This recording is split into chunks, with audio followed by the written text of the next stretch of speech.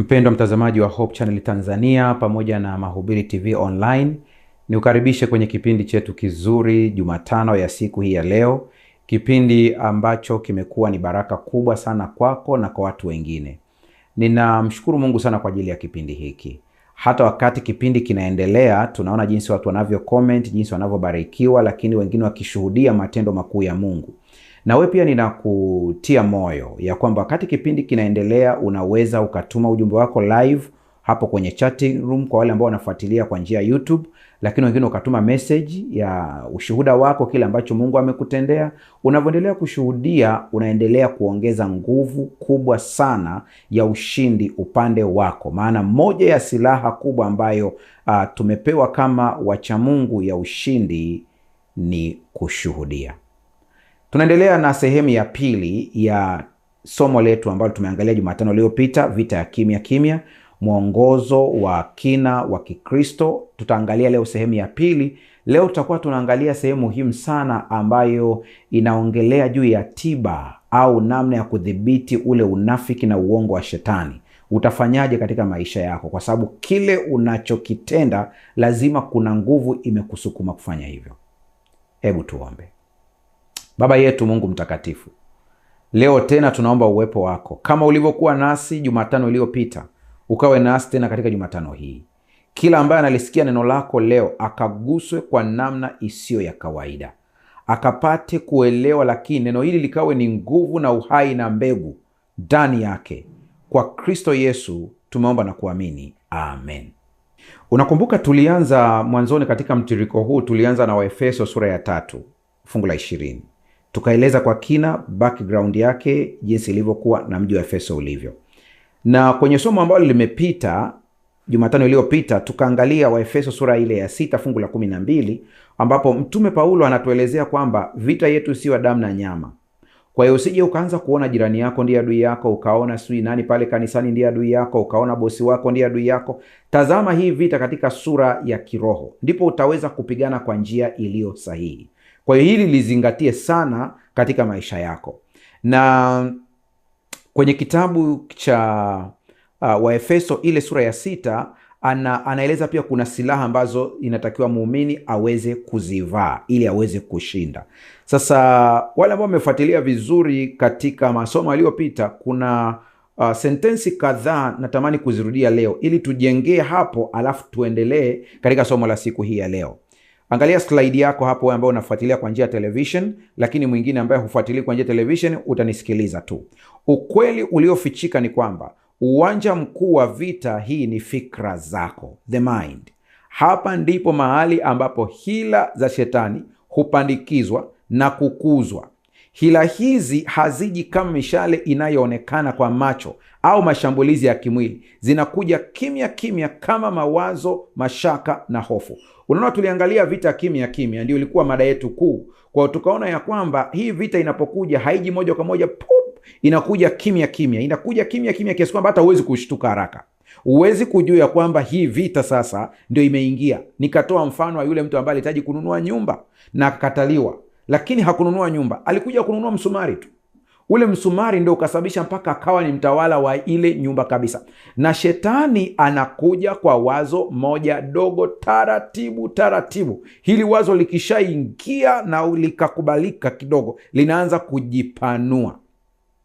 Kwenye kitabu cha Shuhuda za Kanisa, lile kitabu cha 3 ukurasa wa 69, unaweza ukaangalia kwenye ile aya ya kwanza na kuendelea pale, kuna maneno yafuatayo: The brain is the capital of the body, the seat of all the nervous forces and of mental action. The nerves proceeding from the brain control the body. By the brain nerves, mental impression are conveyed to all the nerves of the body as by telegraph wire. Tulinukuu hiyo kwenye kipindi kilichopita kwamba ubongo ndio mji mkuu wa mwili, makao ya nguvu zote za neva na utendaji wa akili. Neva zinazoongoza na kuunganisha sehemu zote za mwili na ubongo huwasiliana na mwili mzima kama waya za simu.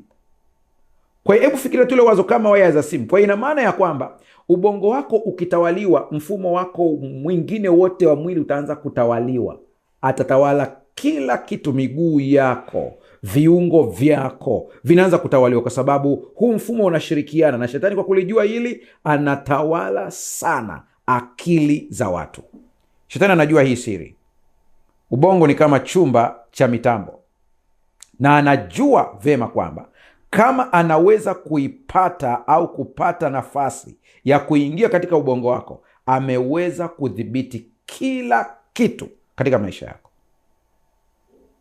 Kuna kitabu ambacho niliwaambieni habari zake, ambacho kimetoka kwenye kitabu hiki ambacho unakiona hapo, ni Ushindi Dhidi ya Nguvu Zote za Giza. Ni kitabu kikubwa kweli kweli, kwa sababu kimesheheni mambo. Unaona jinsi kilivyo, ni kikubwa sana. Kimebeba namna ambavyo unaweza kutambua nguvu za giza katika kazi, nyumbani kwako, ajira yako, mpaka kwenye vifaa. Na natamani kila muumini aweze kuwa na uwezo hata wa kujiombea yeye mwenyewe magonjwa yakaisha. Hapa hatua zote zimetajwa. Sana nukuu tu kidogo ukurasa wa 207 kwa hii kitabu kikubwa, 208. Sikiliza maneno haya. Tafakari pia juu ya, nasoma paragrafu ya 2. Tafakari pia juu ya Yoshua na Caleb, ambao walisimama imara katikati ya ripoti ya hofu na mashaka kutoka kwa wapelelezi wengine 10 waliotumwa kuipeleleza Kanaani. Wakati wenzao waliongea juu ya majitu makubwa, miji yenye ngome na vikwazo visivyoweza kushindwa, Yoshua na Caleb walikuwa na roho tofauti. Hiyo ni Hesabu 14:24. Hawakukataa changamoto zilizokuwepo, lakini walizitazama kwa macho ya imani, si kwa hofu ya kibinadamu.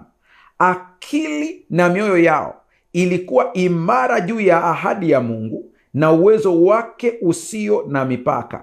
Ndiyo maana waliweza kusema kwa ujasiri na uhakika, yapasa twende tukaimiliki nchi, maana hakika tunaweza kuifanya hivyo. Walitazama uwepo wa Mungu pamoja nao badala ya kutishwa na ukubwa wa adui, wakijua kuwa si kwa nguvu zao bali kwa uwezo wa Mungu ushindi ulikuwa tayari umehakikishwa. Kumbe kilichofanya jamaa wawe na ujasiri mkubwa ni kwa sababu walijua ushindi umehakikishwa. Akili zao zilikuwa tofauti na wengine. Biblia inasema walikuwa na roho nyingine ndani yao. Kama walikuwa na roho nyingine ndani yao, hii kupatie picha ya kwamba wenzao pia walikuwa na roho nyingine. Kwa hiyo ina maana kwamba wapelelezi wale 10 wote walikuwa na roho aina fulani. Tofauti tu ni hao wapelelezi wawili, roho yao iliyokuwa ndani ilikuwa ni roho nyingine kabisa. Mungu atusaidie sana. Dawa ya uongo na unafiki wa shetani ni mkanda wa kweli. Shetani ni mwongo na baba wa uongo. Shetani ni mnafiki pia. Tunaposema unafiki, kuna vitu vingi sana ambavyo natakiwa uweze kuvielewa, ambavyo adui anavitumia katika unafiki wake. Sasa wewe ambao unafuatilia vizuri kupitia television sasa hivi hapa, kuna vitu kadhaa ambavyo natamani uweze kuvisoma, kwa ambao unaweza kuvisoma, na ambao uweze kuvisoma utanisikiliza nikivisoma, viweze kuingia katika ubongo wako. Sikia hii. Silaha ya kwanza ni kujifunga kweli viunoni. Unakumbuka tunaongelewa Efeso sura ya 6. Vaeni silaha zote za Mungu. Na nikakwambia kwamba nimeandika kitabu ambacho kinahusu imada ya silaha za Mungu. Utaenda kwenye maduka ya Waadventista Sabato Tanzania, vinauzwa vitabu hivi. Wainjilisti wa vitabu ukiona popote pale, waulize, utapata nakala ya kitabu hiki. Silaha 7 na kingine kinaitwa Siri ya Maombi Yaliyojibiwa. Utapata nakala yako. Lakini kwa leo tunatazama hizi silaha 7 katika staili ya tofauti kidogo. Sasa sikiliza hapa. Silaha ya kwanza ni kujifunga kweli viunoni. Katika mavazi ya askari wa Kirumi, mkanda haukuwa mapambo ya urembo. Ulikuwa kifaa cha msingi kilichoshikilia silaha nyingine zote, ikiwemo upanga na kuzuia nguo ndefu, ile kanzu, zisimwangushe askari wakati wa kukimbia au kupigana. Kwa kuna vitu vya kuzingatia hapa. Mkanda unaweza ukaona kama kitu cha kawaida tu. Siku hizi watu wanavaa mikanda kama vile ni urembo, ni fashion, kitu kama hicho. Lakini kwa mujibu wa Biblia anaposema kwamba tuweze kuvaa kweli kiunoni ambao ni kama mkanda. Lazima tupate picha ya askari wa Kirumi alikuwaje. Askari wa Kirumi alikuwa anavaa mkanda. Mkanda ulikuwa unashikilia upanga wake. Mkanda ulikuwa unashikilia nguo yake isidondoke. Kwa unaona jinsi mkanda ulivyo na umuhimu mkubwa. Unaweza ukajiuliza kwa nini Biblia inataja mkanda kama silaha? Kwa nini kama silaha? Ni kama silaha kwa sababu unazuia nguo isianguke. Nguo isianguke kwa sababu gani? Utakapoona silaha nyingine huko mbele ambayo tazisema, mojawapo ya silaha ambayo imetajwa huko mbele ni haki ya Kristo ambayo ni kama vazi. Kwa mtu ambaye hajui, hana ukweli, haki ya Kristo itadondoka, atakuwa uchi, atakuwa hajavaa nguo kiroho. Nimesema kiroho. Sasa basi, kweli inakusaidia kushikilia haki ya Kristo, lakini kweli kiunoni inakusaidia kushikilia upanga ambao ni neno. Kwa hiyo upanga unahifadhiwa hapa. Saa ya mashambulio inapokuja, unatoa ule upanga wako, unashambulia adui. Huwezi kuweka upanga mbali na mwili wako. Huwezi kuweka upanga chini. Adui atakapokuja anaweza akaukamata ule upanga pale chini, akautumia upanga huo kushambulia wewe. Lakini upanga unapokaa kwenye mwili wako na umeshikiliwa na mkanda, una ujasiri mkubwa sana. Kwa hiyo cha kwanza kabisa, ili kudhibiti uongo na unafiki wa shetani, lazima uweze kuvaa silaha ya kwanza ambayo ni kweli kiunoni. Bila mkanda askari alikuwa mlegevu. Bila mkanda askari alikosa kujiamini. Bila mkanda askari alikuwa anashindwa kutumia vizuri silaha zake, kwa sababu silaha zimetawanyika. Mpaka uende ukachukue mkanda uweze upanga uweze kuja, ilikuwa inamchanganya askari kabisa. Sikia rafiki yangu, unanifuatilia vizuri, Mungu akusaidie uweze kulimeza hili na uweze kulitumia katika maisha yako ya kiroho. Shetani anaitwa baba wa uongo. Silaha yake kuu ya kimkakati si nguvu za kimabavu, bali ni udanganyifu. Hawezi kukuua kwa kukutazama, lakini anaweza kukuua kwa kukudanganya kwa sauti ndogo, akisema ugonjwa huu hauna tiba, Mungu amekuacha, au dhambi hii ndogo haitaonekana. Ndizo gia zake ambazo anatumia nazo. Hizi ni gia. Kwa hiyo kumbuka kwamba hawezi kukuua akikuangalia tu hivi. Yaani laiti watu wa Mungu wangelijua huu kweli, ungewasaidia sana. Usingeliogopa wachawi, usingeliogopa majini, usingeogopa chochote, kwa sababu hakuna anayeweza kukuua, kwa vile uhai wako umefichwa katika Kristo Yesu. Ila shetani anachofanya, anakujaza uongo, anakujaza vitisho, anakujaza vitu vyote. Wale ambao wamefuatilia, tuliongelea kwamba kule Uingereza kuna watafiti ambao wanafanya uchunguzi kwamba ni kitu gani hiki ambacho kinaweza kumponya mtu bila dawa, mwenye saratani hatua ya 4, kwa kuto kuamini tu kwamba saratani haipo. Maana yake ni nini? Kwa kuamini ya kwamba amepona tayari. Tafiti zipo, endeleeni kuziangalia mitandaoni. Imewashangaza watafiti wa sayansi. Huko nyuma sayansi ilikuwa haiamini nguvu ya imani, lakini leo wameanza kusema lazima tuchunguze kuna nini kinachoendelea hapa. Ninaongea na mtu ambaye unanifuatilia sasa hivi, uko kitandani, shetani amekuambia kwamba ugonjwa wako huo wewe hutainuka kitandani. Na mimi nataka nikwambie, mtu hataishi kwa mkate tu, bali kwa kila neno litokalo katika kinywa cha Mungu. Hicho ndicho maandiko yanasema. Kuvaa mkanda wa kweli maana yake ni kuishi kwa uwazi. Huna vitu vya kificho wewe. Ni kuishi kwa uaminifu, ni kuishi kwa uadilifu, ni kutambua ukweli kama ulivyo. Sikia, niongee na watu ambao mko kazini, nisikilize vizuri. Mtu yeyote asikudanganye hata kidogo. Mtu ambaye anaishi kwa uadilifu, kwa integrity, mtu ambaye anapata pesa zake kwa uhalali, zina baraka kuliko mtu ambaye ana kona za wizi, anaibia shirika, anaibia serikali. Unaweza ukajiona umefanikiwa kwa wakati huo, lakini kiuhalisia ni kwamba yale mafanikio ni mafanikio ya muda mdogo sana na hayana raha. Bado mchungaji, sijakuelewa. Milioni 20 za Kitanzania ulizozipata kwa njia isiyo halali zina stress kuliko 500,000 uliopata kwa uhalali, ina amani ndani yake. Huo ndio ukweli. Kwa mtu ambaye ni mwadilifu, ni mwadilifu tu. Najua hata hivi ninavyoongea ninasikilizwa na baadhi ya watu ambao mmepewa kukalia viti vya kufanya maamuzi katika serikali mbalimbali duniani. Niseme hili sasa kwa sababu ninaongea na marafiki zangu wanaoongea lugha ya Kiswahili Kenya, Tanzania, Uganda, Rwanda, Kongo na kwingineko. Mgogoro mkubwa mnaouona wa masuala ya maadili, hata sasa hivi kule Tanzania tuna wizara ambayo inahusika na masuala ya maadili peke yake. Ni vizuri, ni jambo jema sana. Lakini changamoto kubwa ambayo ninatamani viongozi walioko madarakani walifikirie hili kwa kina zaidi, kama kweli tuko serious na swala la maadili huko mbele. Tuanzishe syllabus kabisa ambayo inazungumzia maadili, na hii syllabus tunao wasomi wazuri waanze kutengeneza, ambayo watoto wetu wanajifunza maadili wakiwa nasari.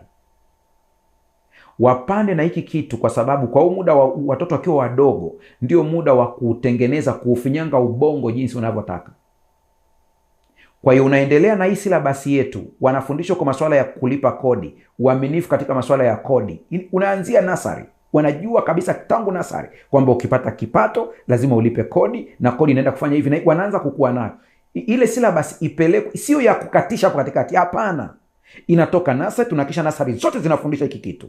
Tukitoka hapo tunaingia primary, tunahakisha primary zote zinafundisha hicho kitu kwa level ya primary. Tunaenda secondary, wote wanafundisha hiki kitu kwa level ya primary, ya secondary. Mpaka tunafika chuo, hii course inakuwa sio general course, inakuwa ni course ambayo lazima huyu mtu aweze kuisoma. Awe anasoma education, awe anasoma theology, awe anasoma accounts, awe anasoma, wote waweze kusoma hii course ya maadili. Iko pale, ndipo kesho mniambie tuna kitu kinaitwa maadili ya viongozi wa umma, mimi nitakuelewa.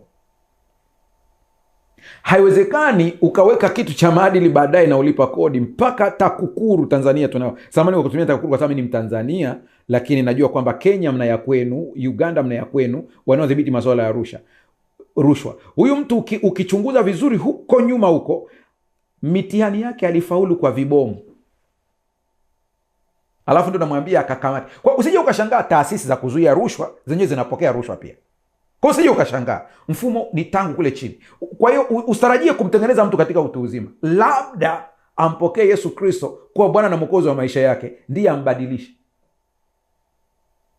Mungu atusaidie sana. Kwa shetani anajaza uongo taratibu kwa sababu yeye ni baba wa uongo. Baba wa uongo. Najua kuna watu wameteseka sana ambao wananisikiliza sasa hivi kwa sababu ya integrity, uadilifu wenu kazini.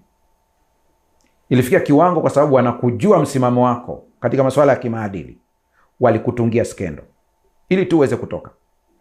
Ukatengenezwa habari mbaya, ukachafuliwa, character assassination, kwa sababu ya uadilifu wako. Siku hizi kwa sababu kuna AI, huenda hata wakaunda matukio yakaaminika kwamba ni ya kweli. Nina habari njema kwako. Mungu wa mbinguni anajua ulichofanyiwa. Hata kama umefukuzwa kazi, usihuzunike, shangilia, furahia. Malipo yanakuja. Na wengine si habari ya mbinguni tu, ninawaambieni malipo yenu yatakuwa hapa hapa duniani. Bwana atawatendea. Hakuna haki inayoweza kupotea. Hicho kitu hakipo. Unapojua ukweli wa neno la Mungu na kuishi maisha yasiyo na siri za giza, hauyumbishwi na hisia wala vitisho vya adui. Unasimama imara kama askari aliyejifunga mkanda tayari kwa lolote. Mchungaji, unamaanisha nini hapa siri za giza? Iko hivi. Katika huduma ya maombezi nimeona kwa macho kabisa. Tulikuwa tunamuombea mtu mmoja pale Dar es Salaam miaka mingi iliyopita. Tuko na wazee wa kanisa. Tukaomba. Mimi kwa kanuni ambayo naipenda, na wewe pia nakushauri uweze kuichukua, usipende sana kusikiliza kauli za mashetani wakati wa kuombea na kukemea pepo, kwa sababu shetani ni mwongo na baba wa huo. Kwa hiyo hata wakati tunaomba pale, yule pepo akaanza kusema, mchungaji, mimi ninaondoka, lakini nitahakikisha nikiondoka hapa, kwa sababu mimi sina pa kwenda, nitaingia kwa mmoja wapo wa hao ulionao hapo. Sikutaka kuamini ile kauli kwa sababu najua huwa shetani anapenda vitisho. Lakini wakati tunaendelea kukemea kwa jina la Yesu, pepo anamtoka huyu mtu ambaye tunamuombea hapa. Shemasi wa kike tuliye naye anaanguka pale pale. Yani ni kama tit for tat. Tulikuwa tunamuombea ni mwanamama, kwa ilibidi tu na shemasi wa kike aweze kutusaidia pale. Kwa anadondoka huyu kwa ananyanyuka ni mzima. Wazee wa kanisa wananiangalia, pasa ni kitu gani? Na mimi sijawahi kukiona pia. Unajua katika hizo huduma za maombezi na nini za kichungaji, unakuwa kila siku kupitia uzoefu, sio darasani. Kwa hiyo sasa tukashauriana tufanyeje, tumuombee mwenzetu sasa. Kwa ikabidi tumtoe huyu ambaye alikuwa anaombewa, tukashughulika na kumuombea huyu mwenzetu. Wakati tunamuombea, pepo akang'ang'ania, anasema sisi hatutoki hapa. Hatutoki kwa sababu huyu ni wa kwetu. Tunajiuliza, ni shemasi wetu, sisi tumekuwa naye. Leo anakuaje mapepo? Shetani ni mwongo kama ilivyo kawaida, tunamkemea, lakini baada ya kuona kwamba moto wa Mungu umemzidi, mwisho anasema mimi ninaondoka, lakini nitarudi tena kwa huyu na siondoe, kwa sababu huyu ana vitu vyetu amefunga kiunoni.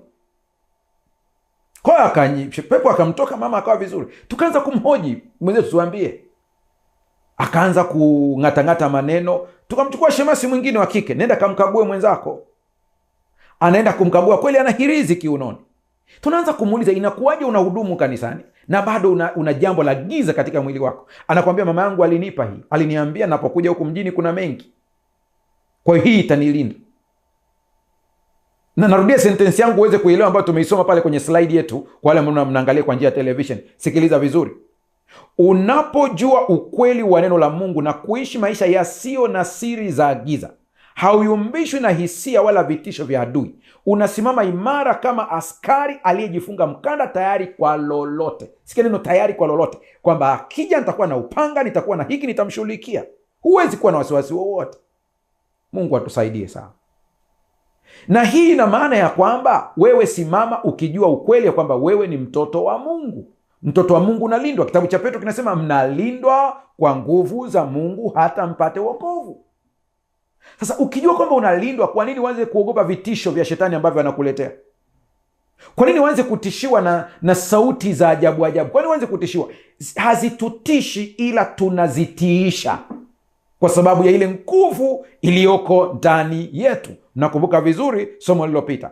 Mtu anayeishi katika uongo au unafiki ni dhaifu vitani, kwa sababu anaogopa kugundulika, na hofu hiyo inampa shetani mlango wa kumshambulia kuhusu umuhimu wa kushikilia ukweli bila kuyumbayumba. Kwa shetani anamshambulia huyu mtu vizuri kabisa, maana anajua kabisa huyu ana kitu ambacho. Sikizeni ndugu zangu ambao mnanifuatilia hapa, ninasema hivi, mimi sitishiwi na unyenyekevu wa mtu machoni, sitishiwi na vitabu alivyoshikilia. Ukristo ninajua uko moyoni na utaonekana kwa nje. Huu wa kujidai una muda wake, utaisha. Wako watu wengi sana ambao wamo makanisani, lakini ni mawakala wa adui walioko ndani ya vazi la Kikristo. Wapo kabisa, lakini ukimwona hivi huwezi kujua kwa haraka. Utamwona kama yuko vizuri kabisa. Majaribu yanapokuja, changamoto zinapokuja, ndipo tunaelewa Mkristo halisi ni yupi na ambaye alikuwa anaigiza ni yupi. Mambo yakiwa magumu, tutajua ya kwamba unamwabudu Mungu kwa vile amekubariki kiuchumi, au unamwabudu Mungu kwa vile anastahili. Ikiwa unamwabudu Mungu kwa sababu ya baraka za kiuchumi na fedha na utajiri, siku zikipotea utamgeuka huyu Mungu, utaenda kwa waganga, utaenda kumwabudu shetani, utaenda kwa Illuminati, utaenda kwa Freemason ili wakupatie hizo mali, kwa sababu hujakubali ya kwamba Mungu anastahili kuabudiwa. Niwe nacho nisiwe nacho, jina la Bwana libarikiwe. Hayo ndio maneno ya Ayubu kwenye kitabu cha The Great Controversy, ukurasa wa 593. Anasema hivi: ni wale tu waliozuia akili yao kwa kweli ya Biblia ndio watakaosimama katika pambano kuu la mwisho. Hivi tunavyoongea tuko mwisho wa wakati. Mungu ndiye anayejua ni lini dunia inafika mwisho, lakini dalili zinaonyesha hivyo. Shetani anaandaa udanganyifu mkubwa sana ulioko mbele. Watakaweza kugundua kwamba ni udanganyifu wa shetani na hila zake ni wale ambao wamejikita katika kusoma neno la Mungu kiroho, sio kwa lengo la kubishania. Hawa ndio ambao wanaweza wakaelewa vizuri kabisa.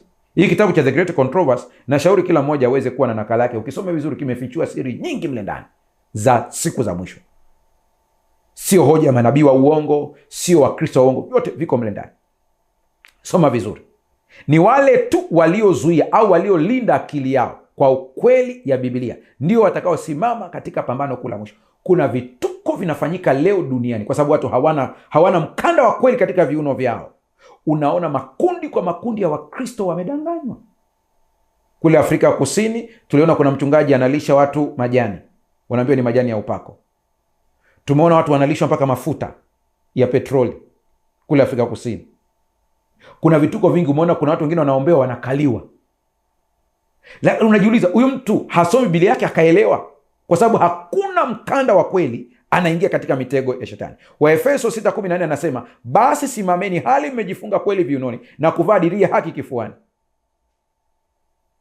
Dirii ya haki itaiongelea baadaye, lakini kweli viunoni ndio kitu cha msingi sana.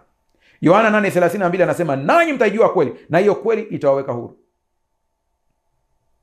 Nimekuwa nikitoa mfano kwa wengine ambao mmenisikiliza, ni kama tunarudia kwenu. Nilitoa mfano wa jinsi ambavyo mimi niliwahi kukesha na kumwomba Mungu kwa cheki ya fedha ambayo rafiki yangu alikuwa ameshaniwekea, wiki imeshapita, sijui ameshaiweka kwenye shirika, kampuni ambayo ilikuwa inanidai mimi fedha kwa ajili ya kununua gari. Ameshaweka tayari milioni 10, amenichangia, ameweka mle. Mimi huku simpati kwenye simu. Wale kule nao kumbe wana miamala mingi, hawakuangalia wakajua transaction kwamba imeingia. Wananiambia deadline imefika, hii gari yako tutampa mtu mwingine. Na wabembeleza kwamba jamani, nipeni muda kidogo. Mimi nakesha Jumapili yote usiku, nimekesha naomba Mungu nitendee muujiza, sikupata usingizi mpaka siku ya Jumatatu. Namtafuta yule bwana, nampata, na yeye ananishangaa, anambia, hivi secretary wangu alikujulisha kwamba tulisha deposit ile pesa kwenye kampuni? Habia hapana, tuliweka tangu Alhamisi. Kumbuka Alhamisi pesa imewekwa, Ijumaa mimi na msongo, Jumamosi na sali, Jumapili yote unaendelea kuwaza na hata sikupata usingizi, lakini kumbe nachohangaikia Mungu alishanijibu zamani. Nanyi mtaijua kweli na kweli itawaweka huru. Vitu vingi ambavyo unaviogopa na kuviwaza hata havijawahi kukupata kwenye maisha, na bahati mbaya vikishapita hata hukumbuki kwamba ulikuwa unaogopa kitu ambacho hata hakipo. Tujifunze kuijua kweli. Yohana 17:17, uwatakase kwa ile kweli, neno lako ndio kweli. Hakuna utakaso mwingine wowote isipokuwa katika neno la Mungu. Neno la Mungu linarekebisha tabia, linaondoa kila aina matakataka yote, ukilisoma kwa nia ya utakaso, kwa nia ya kujifunza, kwa nia ya kumsikia Mungu. Sasa sikiliza, kuna kitu muhimu sana leo nataka ukipate katika pointi inayofuata. Kulinda moyo dhidi ya hatia. Kulinda moyo dhidi ya hatia. Hii ndio ile dirii ya haki kifuani ambayo nilisema nitaielezea hapo baadaye. Silaha ya pili ni dirii ya haki. Katika lugha ya mkoloni imeita breastplate. Kifuani ndipo penye moyo na viungo muhimu vya uhai. Silaha kubwa na hatari ambayo shetani anaitumia kushambulia moyo ni hatia. Zingatia vizuri hii sentence. Moyo unashambuliwa na hatia. Kumbuka tunaongelea kiroho, kwa hiyo hii viungo vinatumika katika lugha ya mfano tu. Anasema dirii ya haki ivaliwe kifuani. Kwa nini? Hapa tunalinda moyo usije ukashambulia, tunalinda mapafu pia. Kwa kuna viungo muhimu vya uhai hapa. Pafu lako likishambuliwa utashindwa kupumua. Moyo ukishambuliwa hutaweza kupampu vizuri damu. Kwa hiyo kiroho pia iko hivyo hivyo. Sasa kwa nini anasema kwamba tuvae dirii ya haki kifuani? Tunasema hivi, shetani anapokuletea wazo, wewe ni mchafu, umekosea sana, hufai kuomba, Mungu hakusikii, analenga kutoboa moyo wako ili ukate tamaa na uache kupigana. Hapa ndipo unahitaji dirii ya haki. Relax kidogo hapo unanisikiliza. Hii nataka Roho Mtakatifu kusaidia uweze kuimeza vizuri. Anatumia hatia ili kukushambulia. Kwa nini inaitwa dirii ya haki? Haki ni kitu kimetendwa kwa usahihi. Ndio maana ya haki.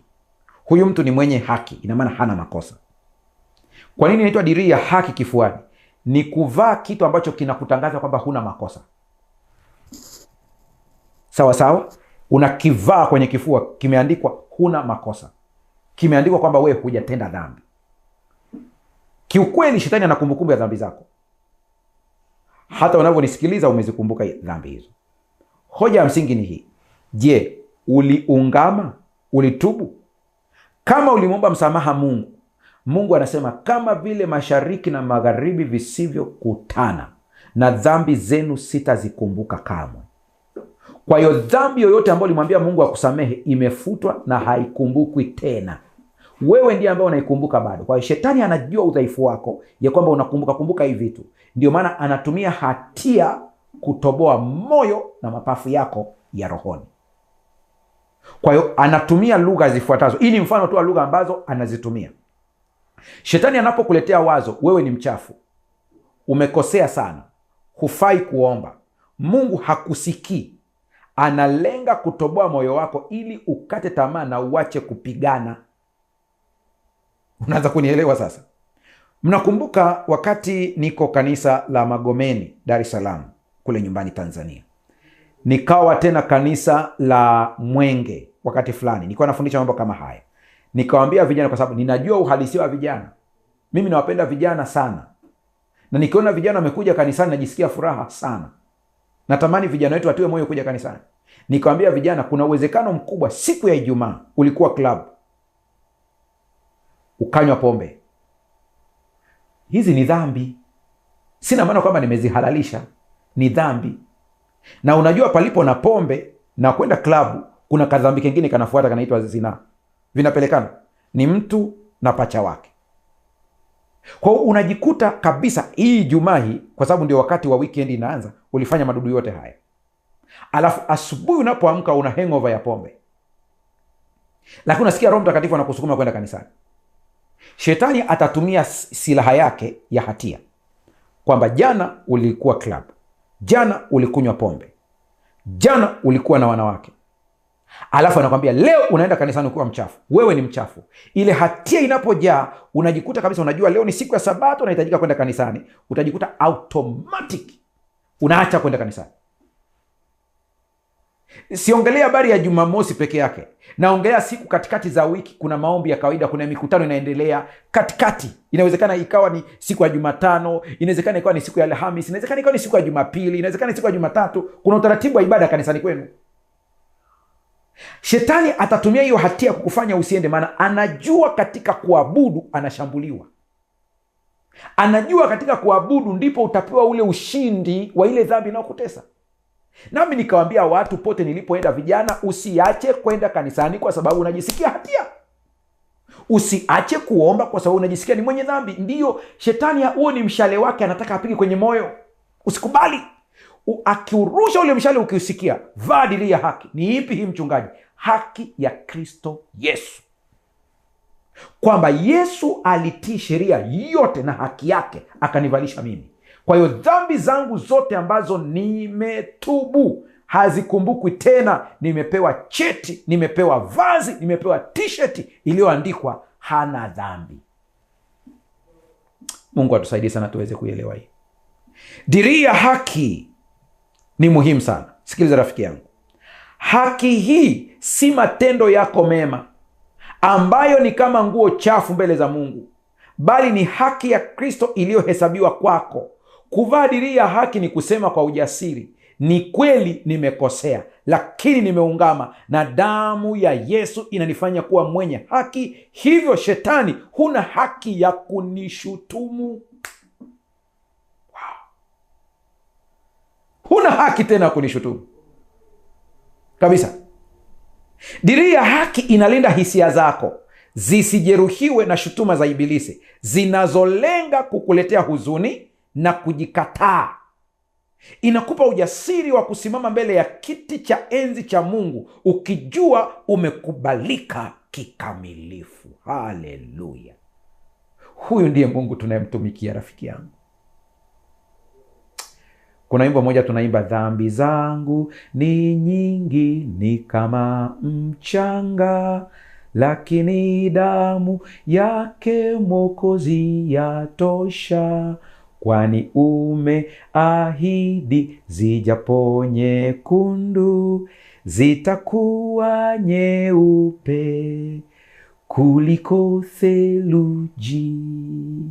Hata kama dhambi zako ni nyingi kiasi gani, kama mchanga, ukitubu zinafutwa.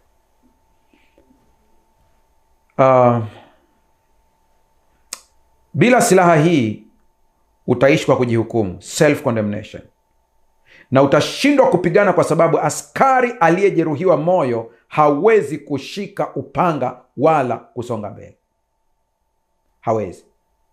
Kitabu cha Steps to Christ ukurasa wa 62 paragrafu ya 2 anasema, hatuna haki yetu wenyewe ambayo kwayo tunaweza kukidhi matakwa ya sheria ya Mungu, lakini Kristo ametufungulia njia ya kutokea. Aliishi duniani katikati ya majaribu na vishawishi kama vile tunavyopaswa kuishi. Aliishi maisha yasiyo na dhambi. Alikufa kwa ajili yetu na sasa anajitolea kuzichukua dhambi zetu na kutupa sisi haki yake. Steps to Christ, ukurasa wa 62. Kumbe ni ya kwake Yesu hii haki, amenipa mimi. Ndio,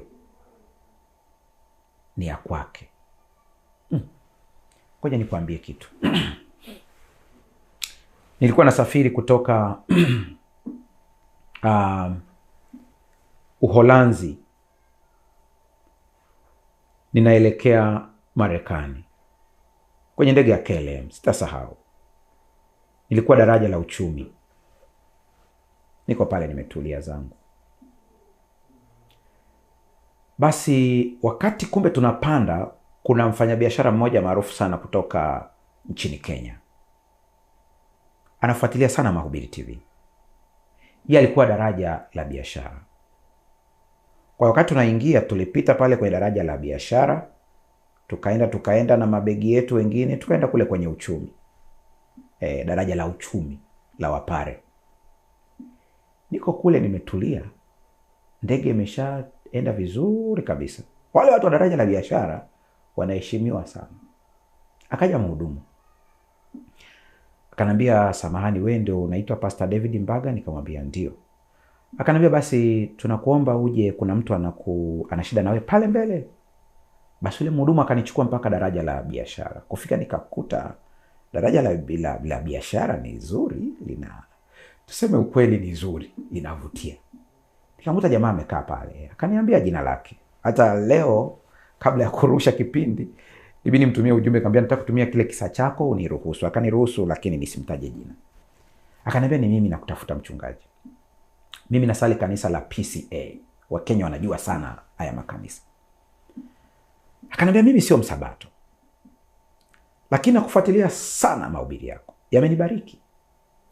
Na kuna wakati nilipitia changamoto kubwa sana ambayo nilikuwa nakaribia kutoa uhai, lakini nilipita lile vuguvugu nikawa vizuri kabisa. Mchungaji, nataka tu nikuambie, kazi unayofanya unaweza usijue inagusa watu kiasi gani. Basi nikamshukuru pale. Akanambia, kwa hiyo ndivyo kuita hapa ni kwamba mimi nahitaji kwenda kukaa daraja lako la uchumi, we ukae daraja la biashara. Nikajaribu kujieleza hapo, jamani, sijui na nini. Akamwambia yule mhudumu kabisa kwamba nimekubali, mimi naenda kule, mchungaji akae hapa. Nilijaribu kujibaraguza hapo, yaani kwa namna zote ikashindikana. Najua kuna mwingine ananitazama hapa sasa, unasema mchungaji, lakini rohoni ulikuwa hutaki kweli kukaa daraja la biashara. Kikweli moyoni nilikuwa nataka nikae daraja la biashara, lakini na mimi nawaza utu kwamba huyu jamaa tu amelipia lakini alikomaa, na watu wa daraja la biashara wanaheshimiwa kama nilivyokuambia. Kwa hiyo akaondoka kaenda kukaa kwangu kwenye kiti nilichokuwa nimekaa. Kiti nilichokuwa nimekaa ni cha katikati. Kwenye vile viti vya ndege kuna ile sehemu ambayo wana 1, 2, 3. Mimi niko pale katikati. Lakini kiukweli hata kile cha katikati nilikipata tu kwa shida, sio style ya. Mimi kwenye ndege siku zote napenda kukaa dirishani. Maana napenda mawingu sana. Kwa napenda kuangalia mawingu vizuri, safari, napenda sana dirishani. Ile bwana akaenda kukaa pale katikati ambapo huku kuna mtu na huku kuna mtu. Mimi nikakaa daraja la biashara. Mpaka tunafika. Ndipo nikaanza kuona raha ya daraja la biashara. Vyakula vyake na nini, kila kitu kiko vizuri, nikaenjoy. Sikulipia daraja la biashara. Ile nimepewa na yule mtu. Sikiliza nikwambie. Katika ulimwengu wa kiroho, unapompokea Kristo Yesu kuwa Bwana na Mwokozi wa maisha yako, anachukua dhambi zako, anakupeleka daraja la biashara, sio la uchumi. Haleluya. Tatizo ni ukiwa daraja la biashara alafu na mawazo ya uchumi. Hapo ndipo shida ilipo. Kwamba uko daraja la biashara lakini una mawazo ya uchumi. Hata mimi nilipoenda daraja langu lile, nilikuwa na mawazo ya uchumi. Kwa hiyo kuna fursa nyingi nilikuwa natakiwa nizipate pale. Na yule bwana naona kama alinigundua. Maana kama baada ya dakika 40 akaja akaniambia, bwana mchungaji, ukiwa hapa relax, haki zako ni hizi na hizo, unataka upate hiki upate hiki upate, kuwa na shida yote sema. Mimi na mawazo yangu ya uchumi. Shetani anajua kabisa wewe uko kwenye daraja la biashara kwa sababu ya Kristo Yesu, lakini una mawazo ya kiuchumi. Anaanza kukwambia wewe ni wakule, wewe ni wa huku, wewe ni wakule. Na mimi nakwambia kuanzia leo, vaa haki ya Kristo Yesu. Ukivaa haki ya Kristo Yesu, haki ambazo angepewa Yesu unapewa wewe. Hallelujah. It's too good to believe. Lakini huo ndio ukweli wenyewe. Ellen White anasema hatuna haki yetu wenyewe ambayo kwa tunaweza kukidhi matakwa ya sheria ya Mungu. Hatuna. Lakini Kristo ametufungulia njia ya kutokea. Mungu atusaidie sana. Nakumbuka Mithali 4:23 anasema linda sana moyo wako kuliko yote uyalindayo, maana ndiko zitokazo chemchemi za uzima. Hapo ndipo hii kweli kikaa itatiririka sasa. Warumi 8:1 anasema sasa basi hakuna hukumu ya adhabu juu ya hao walio katika Kristo Yesu. Kwa vile umepokea Kristo Yesu kuwa Bwana na Mwokozi wa maisha, huna hukumu ya adhabu, una hukumu ya uzima milele. Kwa hiyo hukumu yako, judgment yako ni uzima milele. Wakorintho wa pili 5:21 anasema yeye asiyejua dhambi alimfanya kuwa dhambi kwa ajili yetu, ili sisi tupate kuwa haki ya Mungu katika yeye. Ukijua Yesu amekuja kufanya nini, utamheshimu sana. Utamheshimu sana. Silaha nyingine muhimu sana ya tatu ni uthabiti katika vita, viatu vya amani. Sandals. Sikiliza. Silaha ya tatu ni kufungiwa miguuni utayari tupatao kwa injili ya amani. Viatu vya askari wa Kirumi, Calgary, vilikuwa na misumari ya chini, spikes au njumu kwa wale mnaokumbuka tukicheza mpira zamani, kuwapa mshiko, grip, wasiteleze wakati wa mapambano makali au mteremko.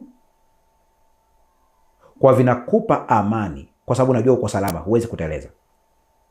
Katika vita ya fikra, adui anajaribu kukuondolea amani ili uwe na wasiwasi, utetereke, ujae hofu na hatimaye uanguke. Kuvaa viatu vya amani maana yake ni kuwa na utulivu wa ndani unaotokana na kujua kwamba Mungu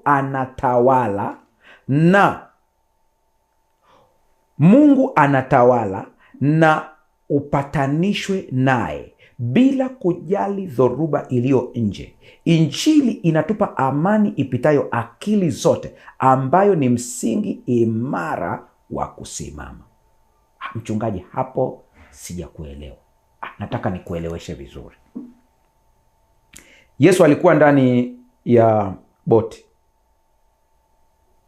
Upepo mkali ulikuwa unavuma, lakini alikuwa amelala. Waliokuwa na stress ni akina nani? Ni wanafunzi wake.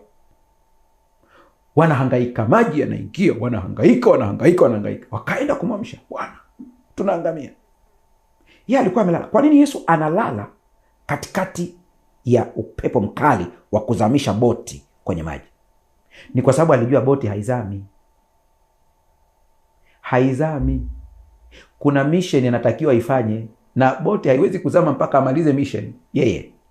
Lakini cha pili, hawa wanafunzi pia nao wana mission yao ya kusambaza injili duniani kote. Hawezi kufa mpaka watimize ile. Kwa hiyo alijua kwamba ule upepo hata kama iweje, msaada utakuja kwa wakati. Nisikilize. Ule nitazama na mimi nakutazama, tutazamane kwa njia ya imani. Mimi nakuangalia kwa imani. Hutakufa mpaka utimize kusudi ambalo Mungu amekusudia wewe kuzaliwa. Maadamu umesikia neno la leo, tembea kwa amani. Tembea kwa amani kabisa.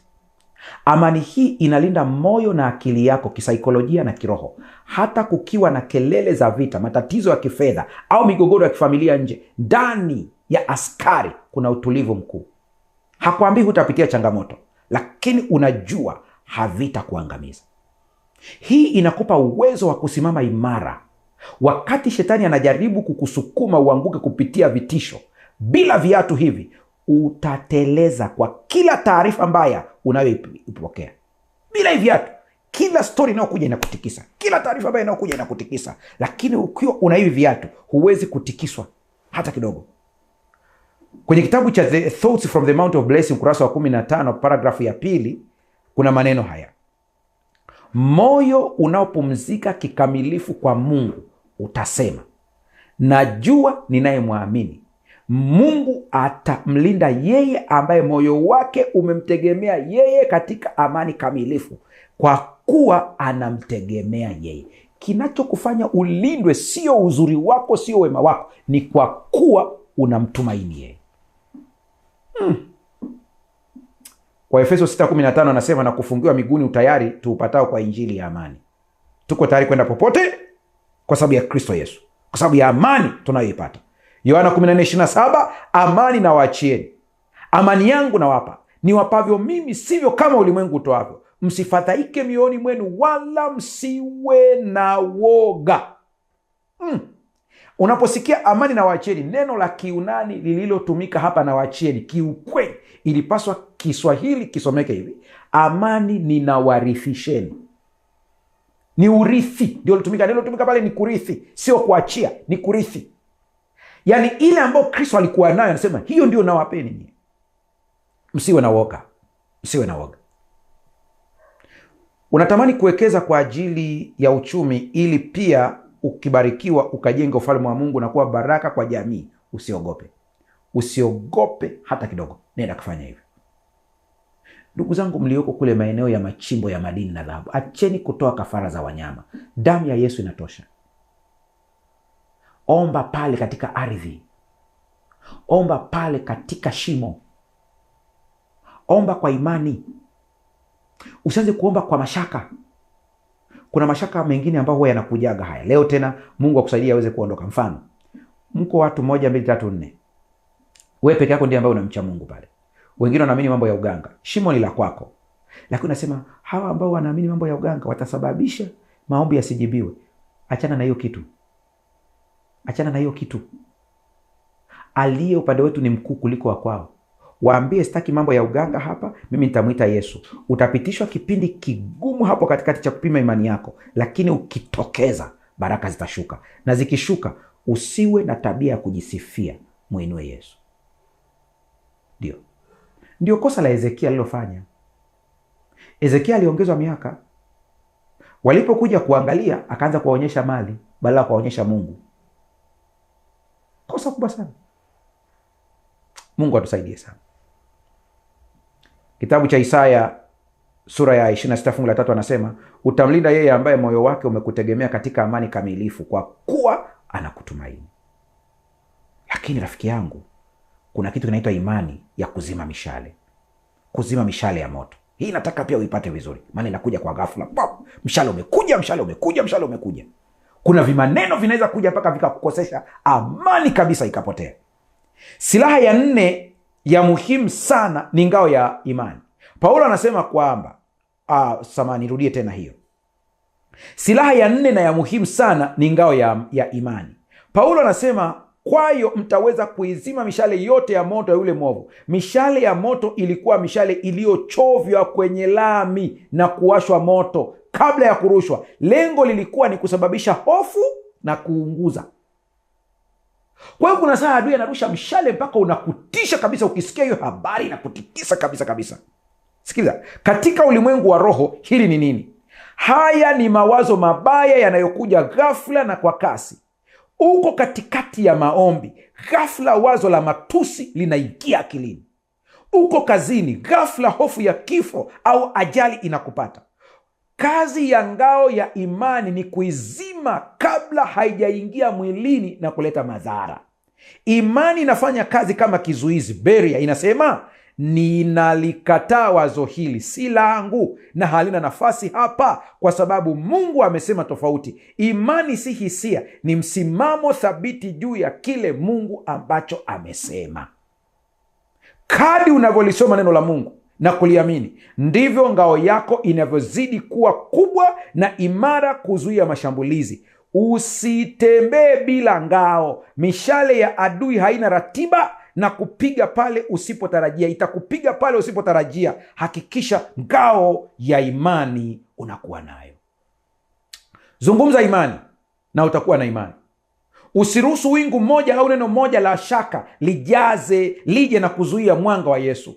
Ikiwa utaongelea giza, utavuna giza. Hicho ni kitabu cha Testimonies for the Church, volume ya 7, ukurasa wa 204. Narudia tena, hii ikae. Zungumza imani na utakuwa na imani. Usiruhusu wingu moja au neno moja la shaka lije kuzuia mwanga wa Yesu. Ikiwa utaongelea giza, utavuna giza. Nafikiri mpaka sasa hivi umejua kwa nini kuna baadhi ya mambo yanakupata mdomo wako. Waefeso 6:16 inasema, zaidi ya yote mkitoa ngao ya imani, ambayo kwa hiyo mtaweza kuizima mishale yote ya moto ya mwovu. Waebrania 11:1 unaikumbuka vizuri. Basi imani ni kuwa na hakika ya mambo yatarajiwayo, ni bayana ya mambo yasiyoonekana. Wengi tunatikiswa kiimani kwa sababu tunataka tudili na mambo yanayoonekana. Mpaka uone kabisa uvimbe umeondoka, ndipo unaamini umepona. Hiyo sio imani. Imani ni kuona uvimbe umeisha, lakini ukishika katika mwili bado upo. Hiyo imani itaondoa uvimbe. Zaburi 28 fungu la 7, Bwana ni nguvu zangu na ngao yangu, moyo wangu umemtumaini, nami nimesaidiwa. Kwa hiyo moyo wangu unashangilia, na kwa wimbo wangu nitamshukuru. Rafiki yangu, kabla hatujafika mwisho, nataka uelewe kitu kinaitwa chapeo ya wokovu, ambayo hii inalinda utambulisho wako. Kulinda utambulisho wako, silaha ya 5 ni chapeo ya wokovu. Chapeo inalinda kichwa, ni kama helmet. Kichwa ndipo penye kituo cha utambulisho, identity na maamuzi. Ukimpiga askari kichwani, anapoteza fahamu na hajijui yeye ni nani wala yuko upande gani wa vita. Vita kubwa ya shetani ni kukusahaulisha wewe ni nani ndani ya Kristo. Kwa hakikisha ya kwamba wokovu inakuwa ni kitu cha kwanza katika maisha yako. Anataka ujione mtumwa mwenye dhambi na aliyeshindwa. Kuvaa chapeo ya wokovu ni kuwa na uhakika usiotikisika kwamba nimeokolewa, mimi ni mwana wa Mungu na nina urithi wa mbinguni. Ikiwa huna uhakika wa wokovu wako, shetani atachezea akili yako kila siku kwa mashaka. Kitabu cha Messages to Young People, ukurasa wa 73, paragrafu ya kwanza, kuna maneno haya: akili lazima itunzwe na kuadibishwa. Kupambana na majaribu na kudumu katika vita ni lazima iwe na kusudi moja, kumtumikia Mungu. Uwezo wote wa akili unapaswa kuwekwa chini ya udhibiti wa Mungu. Mungu atusaidie sana. Chapeo ya wokovu. Ndipo utakuja upanga wa Mungu, upanga wa Roho ambao ni neno la Mungu. Hii ndio silaha pekee ya kushambulia katika orodha hii, neno la Mungu. Yesu alitumia silaha hii jangwani kamilifu. Shetani alipomjia na majaribu yenye mantiki na hisia, Yesu hakujibizana naye kwa akili ya kibinadamu wala hisia za njaa alizokuwa nazo. Alichomoa upanga wa Roho kwa kusema, imeandikwa. Kwa hiyo shetani atakuletea mambo yote, lakini hakikisha ya kwamba unachomoa upanga wa imeandikwa. Neno la Mungu li hai, tena likali, lina ukali kuliko upanga wote ukatao kuwili. Ila usahau, sala ni mawasiliano na Mungu wakati wote. Askari aliyevaa silaha zote kuanzia kichwani hadi miguuni, lakini hana pumzi wala nguvu, hawezi kupigana, atakuwa sanamu tu. Sala ndiyo pumzi ya vita. Paulo anamalizia orodha ya silaha kwa kusema, kwa sala zote na maombi mkisali kila wakati katika Roho. Silaha za Mungu ni nzito na vita ni kali, zinahitaji nguvu za Roho Mtakatifu ili kuzibeba na kuzitumia. Kumbuka anasema kusali katika Roho au kuomba katika Roho. Sikiliza, sala inafanya kazi mbili kuu za kimkakati. Kwanza ni activator, inawasha mitambo inayotia uhai silaha zako, na pili ni logistic, mawasiliano na kamanda. Upanga wa Roho unakuwa mkali zaidi pale unaponolewa kwenye jiwe la maombi ya dhati. Usiache kuomba kabisa, usiache kuomba. Kila muda uwe ni mtu wa maombi. Hasa kabla ya kufunga, nataka tu nikusomea haraka kipima joto cha fikra. Mara nyingi hatujui tunawaza nini mpaka tuhisi vibaya mwilini au rohoni. Unajuaje kwamba ngome ya adui imepandwa akilini mwako bila we kujua? Jibu liko kwenye hisia, emotions. Hisia zako ni mtumishi wa mawazo au ni watumishi wa mawazo. Huwezi kuwa na hisia ya huzuni kama haujatafakari wazo la huzuni. Kwa anza kujifanyia assessment. Tumia hisia zako kama dashboard ya gari au kipima joto chako. Ukijikuta ghafla una hofu, uchungu au hasira isiyo na sababu, usipuuze taa hiyo nyekundu. Hiyo ni ishara kwamba adui ameingia kwenye chumba chako cha kile control room, kile chumba cha kuongoza kila kitu. Anza kumtoa haraka sana. Badala ya kupambana na hisia ambayo ni dalili tu, rudi haraka kwenye chanzo. Unawaza nini? Rekebisha mfumo wako wa mawazo. Ukirekebisha, umerekebisha kila kitu. Mungu atusaidie sana. Mungu atusaidie sana. Rafiki yangu, katika vitu ambavyo nimevipigia kelele sana ni maneno. Nilikuwa nasoma tafiti za kisayansi. Kumbe hata unaponung'unika tu unaathiri ubongo wako physically. Unavyonung'unika, huwezi kuappreciate kile ulicho nacho, unampa adui nafasi ya kutawala na kukuvua silaha. Moja ya maeneo ambayo shetani huishambulia vikali ili kudhoofisha akili na mwili ni kupitia tabia ya kunung'unika. Sayansi ya kisasa ya ubongo, neuroscience, inathibitisha kile ambacho Biblia inasema miaka mingi iliyopita. Kunung'unika kunadhoofisha ubongo wako kifizikia, physically. Unaporudia kuhukumu watu wengine, kukosoa na kukaza macho kile kilichoharibika, unazifundisha neva zako njia hiyo hiyo tena na tena. Unakuwa na jicho la giza linaloona mabaya tu, na hivyo unajifungia milango ya baraka na suluhisho. Kumbe hata kuwasema watu vibaya unajiathiri wewe mwenyewe, ila ukijifunza kusema mema ya watu unajijenga wewe mwenyewe. Wakati huo mtazamo hasi, chronic negativity, hudhoofisha sehemu muhimu ya ubongo inayoitwa prefrontal cortex, gamba la mbele la ubongo. Sehemu hii inahusika na uwazi, umakini, udhibiti wa hisia na kutatua matatizo. Ikiwa utaendelea kunung'unika, uwezo wako wa kufikiri unakuwa wa kukurupuka. Badilika kuanzia leo. Acha kunung'unika, usimpe shetani nafasi. Anza kuongelea vitu ambavyo Mungu ametenda. Hata mambo ya wengine yakija mabaya, usikubali kuyakazia hayo. Kibinadamu kuna saa utajikuta umeongea mabaya ya watu, baada ya hapo tubu.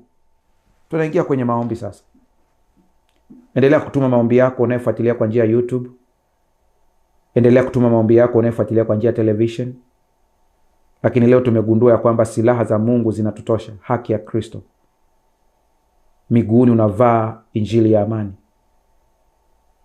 Upanga neno la Mungu. Jifunze kujitamkia mema. Acha kunung'unika. Acha kusema watu wengine mabaya. Badilika kuanzia leo. Mikosi yote uliojiletea kwa matamshi, kwa mawazo, kwa matendo, leo unaoshwa kwa damu ya Yesu. Na kuachia dakika moja, endelea kutubu na kuungama. Mwambie Mungu kile ambacho unajua Roho Mtakatifu anakufunulia kwamba kilileta madhara na kumpa adui nafasi. Omba kimoyo moyo sasa.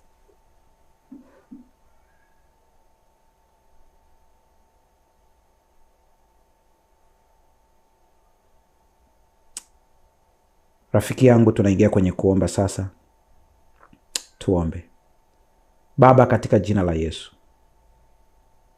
mtoto wako huyu amesikia neno lako, na leo amejua namna pekee ya kuzima uongo na unafiki wa shetani ni kuvaa hizi silaha zote 7 na kuzielewa vizuri na kuzifanyia kazi. Tumejiletea madhara wenyewe kwa kuacha kubeba upanga neno. Tumejiletea madhara wenyewe kwa kushindwa kufunga kweli kiunoni. Tumejiletea madhara wenyewe kwa kushindwa kuitambua haki ya Kristo katika kifua ili iweze kuzuia mishale yote inayokuja kushambulia moyo. Tumeshindwa hata kuelewa wokovu ya kwamba si tumeokolewa tayari tuliompokea Kristo Yesu, tukatembea katika hatia. Leo tunapoungama yote haya, ninakusihi kila haki ambayo ni ya Kristo ikawe kwa mtoto wako anayesikiliza sasa.